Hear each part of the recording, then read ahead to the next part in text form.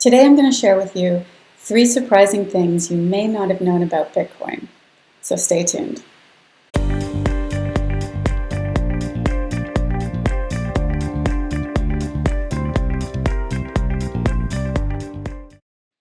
So number 1, most governments only recognize the official government currency as legal tender. So that is the US dollar, the Canadian dollar, the euro. That is what governments are recognizing as a way of payment form, a way to pay for products and services.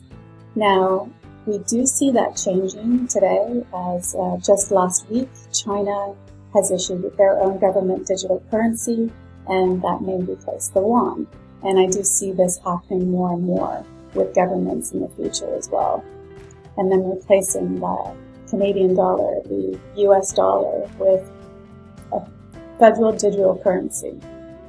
So if the governments today don't recognize Bitcoin as legal tender, I guess the question then becomes, who does accept Bitcoin as payment?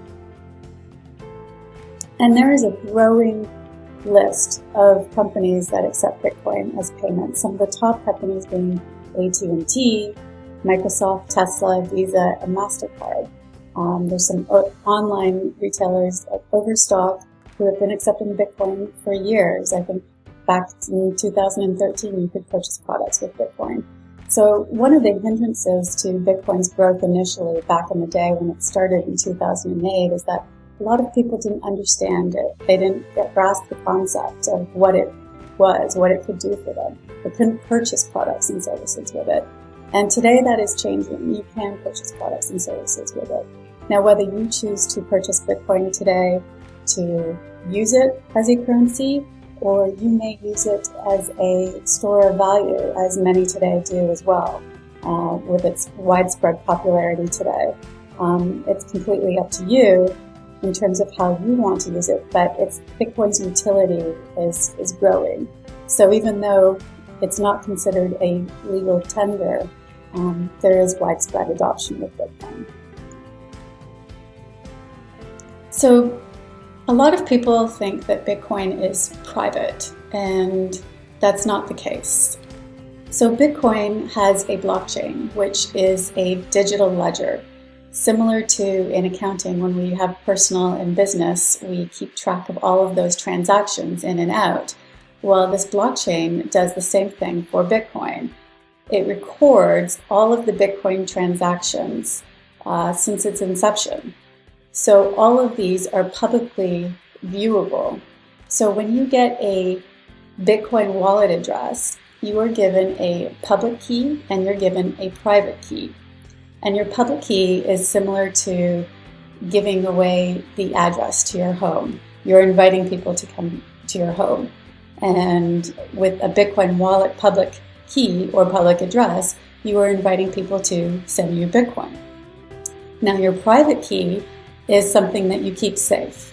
It is something that you don't give to anybody that you don't trust. It's like your password to your email or the key to your home.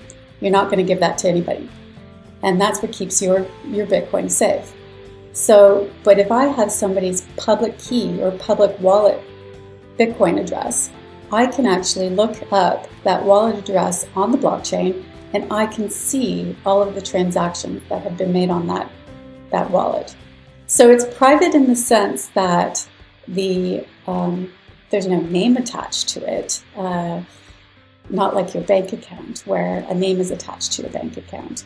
But it is public in the fact that it's similar to me being able to see all of the receipts for purchases made and so forth.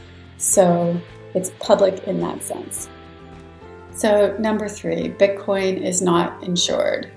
So Bitcoin, like cash or gold, is a bearer instrument, which means whoever possesses it owns it. However, because Bitcoin isn't legal tender or insured like gold, then there's little recourse if it's stolen. So you need to be very careful and very responsible with your private keys and not give those out to anybody that you don't trust at all. With Bitcoin and cryptocurrency's popularity in the recent years, there are a lot of scammers out there, and they are preying on people who are new to the industry. And I've heard quite a few stories. I've had some friends who've lost a lot of money, and it's heart-wrenching. But they swindle people who are new out of giving them up their private keys. So people who are just learning the industry, people who are learning about cryptocurrency and simply just didn't know any better. And it's sad, and I hate to see it happen, and I would like to see it stop happening. So when you purchase, and as a side note, exchanges are not safe as well. I've had people who, I just found out recently, a friend who's been in the cryptocurrency industry for years, like Andy and I have, and was kind of astonished that they were still keeping their cryptocurrency on an exchange. Now, yes, it's a popular exchange, but it is not the safest place for your cryptocurrency. As I said before, if you do not possess your cryptocurrency or your Bitcoin, then you don't own it. And when your cryptocurrency is on an exchange, you don't have the private keys. The exchange has the private keys. So they own the cryptocurrency. And exchanges get hacked, and even the popular ones get hacked. And just because an exchange hasn't currently been hacked doesn't mean that it's not going to. So what I'd recommend, and I highly recommend, is that you get an offline hardware storage wallet that is the safest place for your cryptocurrency, where you're given 24 words, which is your private key. So this is what I own. I own the Ledger, which this is a Ledger Nano S, and I also own a Trezor. So I like both for different reasons, and maybe I'll get into that in another video. But they're both very safe, and they both hold multiple cryptocurrencies. So I would recommend either one of those, and I've got links down below for if you want to go ahead and purchase those. Now, the other thing is that we've seen in the past years that don't look for the cheapest price on these, because I've known people who have purchased them from a website, even Amazon, and it's not coming direct from the manufacturer itself. It's coming from an individual who has actually manipulated the hardware wallet. And as soon as you deposit your cryptocurrency, they've got it. So don't ever purchase these things from anybody else other than the manufacturer itself. So I've got those links down below. Those are the correct links, the safest links to purchase your hardware wallets. And that is what I recommend everybody does. There's only 21 million Bitcoins ever going to be mined, and it's sad to say that 20% of those have already been either lost or inaccessible.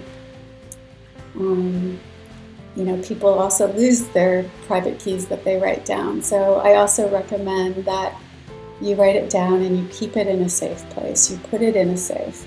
I even would recommend having a backup,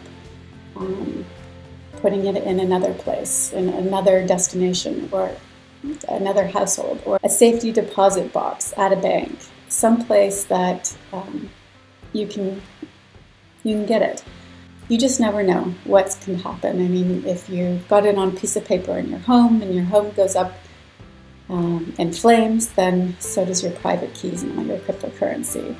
So don't mean to scare you or anything, but there are safe ways of doing it, and I'm just trying to help you keep your money, as you are solely responsible for it.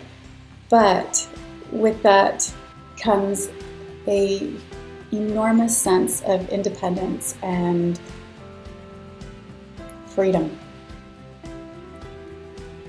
Freedom knowing that nobody can take your money away from you, ever.